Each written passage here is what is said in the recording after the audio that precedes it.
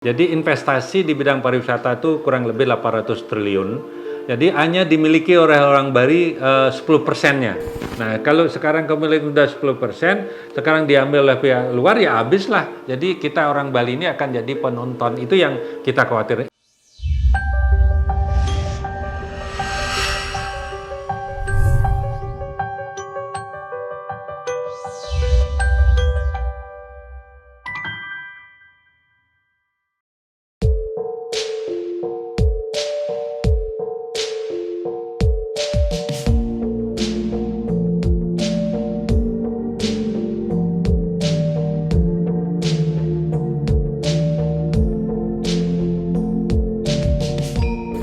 Ya baik, kondisi pengusaha Bali ya secara umum yang bergerak di sektor industri pariwisata dalam masa pandemi COVID-19 ini betul-betul kolaps ya.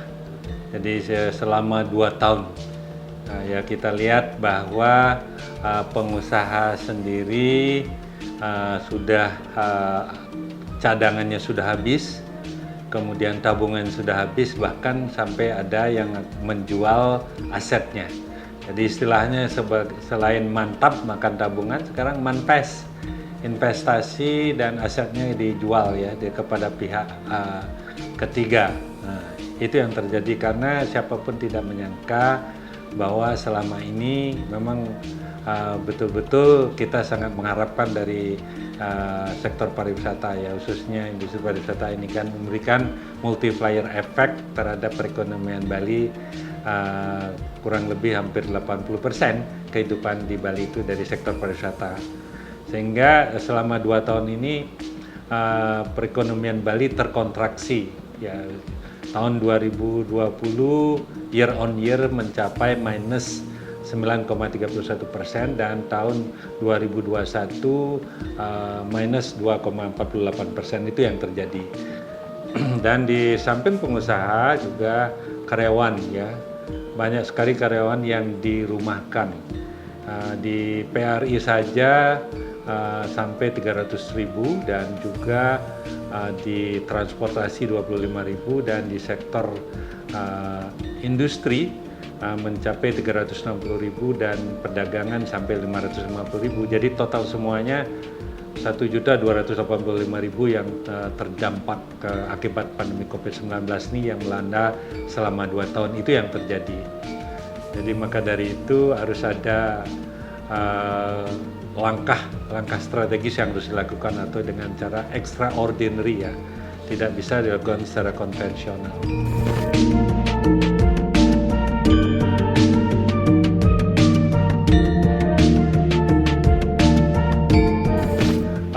Dalam kondisi ini memang kita tidak elok untuk menyalahkan siapapun karena ini melanda seluruh dunia, hampir 216 negara ya yang terdampak akibat pandemi COVID-19 ini. Tentu pemerintah sudah hadir dalam hal ini, pertama dalam rangka penyelamatan dulu mengenai kesehatan masyarakat yang terdampak karena kesehatan itu adalah menyangkut nyawa manusia akibat pandemi COVID-19 ini, dan juga yang kedua adalah jaringan sosial yang itu diutamakan, bantuan-bantuan kepada masyarakat yang terdampak khususnya. Nah, baru ketiga pemerintah mengupayakan perjuangan-perjuangan untuk percepatan daripada dampak pemulihan pariwisata dan ekonomi Bali ini. Itu yang dilakukan bersama seluruh stakeholder tentunya, karena dalam hal ini kan tidak bisa dilakukan secara partial, harus kolaborasi antara pemerintah dan juga industri pariwisata dan juga masyarakat. Pemerintah dalam hal ini ya pemerintah daerah dan pemerintah pusat, karena kita tahu sendiri bahwa pemerintah daerah sendiri juga anggarannya di refocusing atau direalokasi untuk penanganan kesehatan masyarakat utamanya dan kemudian untuk jaringan sosial. Ini yang telah dilakukan.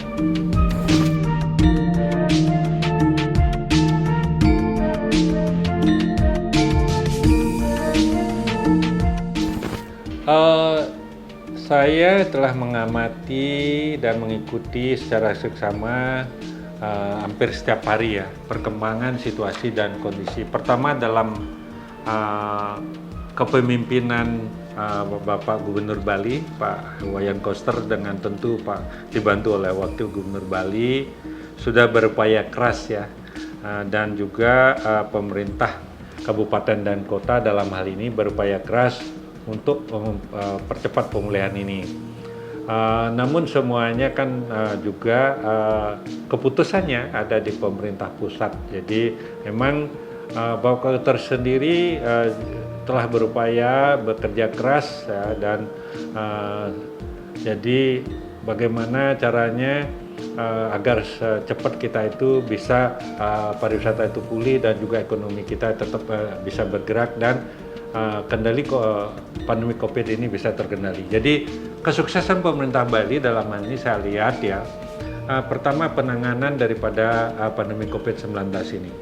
Jadi COVID-19 ini ditangani sungguh sangat berhasil dengan membuktikan vaksin ya, pertama sampai melebihi target 107%, vaksin kedua 100%, vaksin ketiga bahkan sudah hampir 40% lebih sampai saat ini ya. Jadi terhitung tanggal 21 Maret ini. Jadi luar biasa. Jadi karena itu indikatornya dan juga terkendalinya daripada COVID ini sehingga dilakukan kerjasama dengan industri pariwisata, dan industri pariwisata sendiri sudah melakukan upaya yang luar biasa juga. Saya lihat pertama karyawan sendiri sudah divaksin lengkap, dan kedua industrinya sendiri melakukan sertifikasi CSE, begitu juga tatanan kehidupan Bali Era baru. Jadi 1384 usaha di bidang industri pariwisata sudah mendapat sertifikat CSE. Nah, sekarang akan dilanjutkan lagi karena ada sudah mulai pembukaan penerbangan internasional ini, tentu merupakan momentum yang sangat bagus dan angin segar bagi industri pariwisata Bali ini.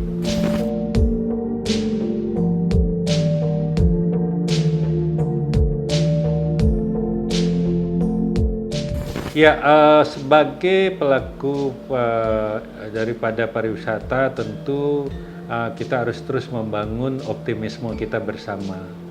Jadi dengan perjuangan yang gigih Bapak Gubernur, ada dua hal yang sangat krusial yang tadinya menghambat pemulihan pariwisata ini adalah telah berhasil diperjuangkan dan diuji coba mulai per 7 Maret ya. Dalam hal ini seperti VOA, ada visa on arrival 23 negara, sekarang sudah dibuka lagi di 42 negara, dan ini merupakan hal yang sangat luar biasa karena daerah-daerah lain belum tentu mendapatkan. Yang kedua adalah karantina. Nah, jadi di Bali ini sudah tanpa karantina. Jadi beliau sudah berhasil memperjuangkan Bali tanpa karantina bersama daerah lainnya yaitu Batam dan Bintan. Itu yang terjadi. Jadi ini kan memberikan paling tidak memberikan optimisme bersama bahwa kita pikir banyak wisatawan dunia yang ingin datang sebetulnya ke Bali, jadi terkendala dengan dua hal ini. Sekarang sudah dapat kita atasi dan sudah mulai ada kegiatan daripada di sektor pariwisata ya. Jadi Garuda sudah terbang, Jetstar sudah terbang, SQ sudah terbang, jadi AirAsia, jadi termasuk Scott Tiger, dan juga mulainya ada KLM Royal Dutch dan juga Virgin akan terbang lagi, Qatar, Emirates juga akan terbang, Turkish.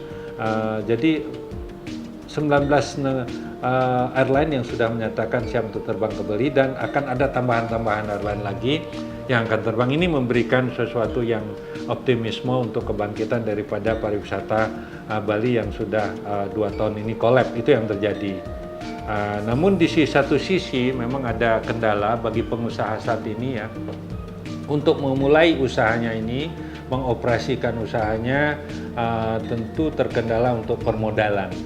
Jadi tidak gampang memang, atau kita lihat sendiri selama 2 tahun ini properti kita sudah rusak banyak ya. Jadi kamar-kamar, plafonnya sudah jatuh dan juga AC-nya sudah harus di maintenance dan toilet-toiletnya dan juga temboknya banyak jamuran. Termasuk fasilitas kolam renangnya pun sudah hijau airnya. Ini memerlukan kalau satu villa minimal 50 juta itu pasti akan habis. Jadi kan kalau kita punya misalnya 10 villa saja, bayangkan 50 juta kali 10 ya 500 juta harus disediakan hal ini. Ini tidak gampang memang dalam situasi yang seperti ini. Apalagi yang punya lebih banyak ya, 20 misalnya sampai 1 miliar ini perlu sebetulnya ada bantuan ya dari pusat ya, harus dipikirkan. Nah, industri pariwisata Bali jadi melakukan koordinasi dengan pemerintah Provinsi Bali yang mengajukan sebetulnya untuk restart bisnis kita atau operasional hotel ini tentu akan memerlukan modal. Modal ini ya berupa soft loan, bukan hibah. Soft loan ini adalah pinjaman lunak yang diajukan ke pusat. Jadi seluruh pengusaha lokal ini kurang lebih 9,4 triliun.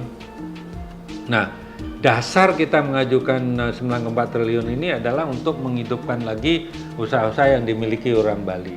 Jadi kenapa demikian kita berani? Karena kita lihat tahun 2019 ketika pariwisata itu normal, dari 288 triliun devisa ke pusat, jadi 116 triliunnya adalah dari Bali. Jadi ini kepentingan kita bersama, selain kepentingan pengusaha, kepentingan pemerintah pusat, kepentingan pemerintah daerah juga mengenai PAR-nya, dan kepentingan karyawan. Jadi masyarakat kita yang menjadi karyawan daripada hotel atau travel agent atau transportasi yang bekerja ini, sehingga kita bisa mulai mempekerjakan. Kalau tidak dikasih modal, ini akan berat sekali bagi pengusaha itu. Jadi saat ini pengusaha berusaha karena belum ada, sampai saat ini belum ada soft loan yang diberikan. Jadi berusaha keras ya, mengupayakan dari misalnya punya kamar 100, jadi operasikan baru 20-30% diupayakan seperti itu, biar ada saja jadi income yang kita bisa mengcover untuk listrik dan air dan juga membayar karyawan. Itu yang sangat penting dan maintenance yang harus kita lakukan.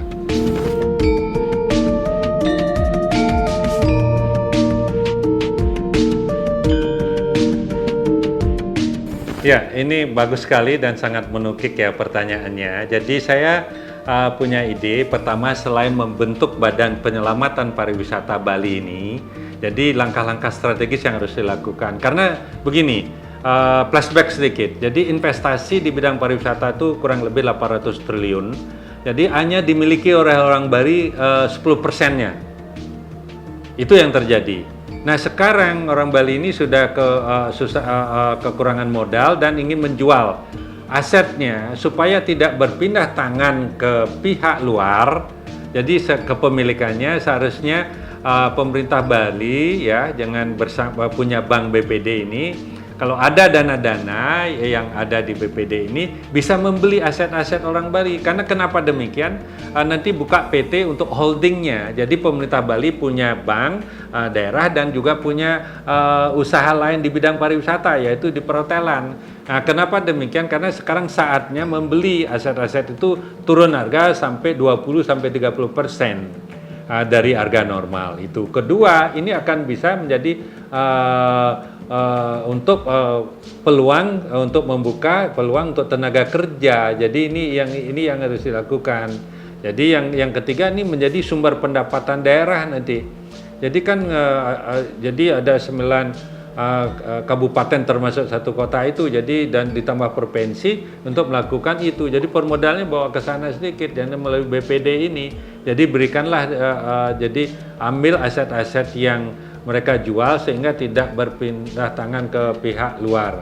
Nah, sehingga kepemilikannya tetap ya 10%, bahkan bila perlu ditambah kepemilikan itu. Nah, kalau sekarang kepemilikan udah 10%, sekarang diambil oleh pihak luar ya habis lah. Jadi kita orang Bali ini akan jadi penonton, itu yang kita khawatir. Inilah menjadi ancaman sebetulnya ke depannya kalau kita lihat pariwisata Bali itu. Nah, maka dari itu tim Badan Penyelamatan Pariwisata Bali ini harus segera dibentuk, terdiri dari jadi pakar-pakar, dari pemerintah juga ada dari perbankan, baik bank daerah maupun Imbara, sehingga bisa terselamatkanlah aset-aset pengusaha-pengusaha lokal ini. Itu yang kita harapkan. Jadi selain membuka peluang kerja ya ke depannya, dan kalau punya usaha di bidang hotel, pemerintah daerah ini kan bisa menjadi role model nanti ke depannya gitu. Itu menurut saya.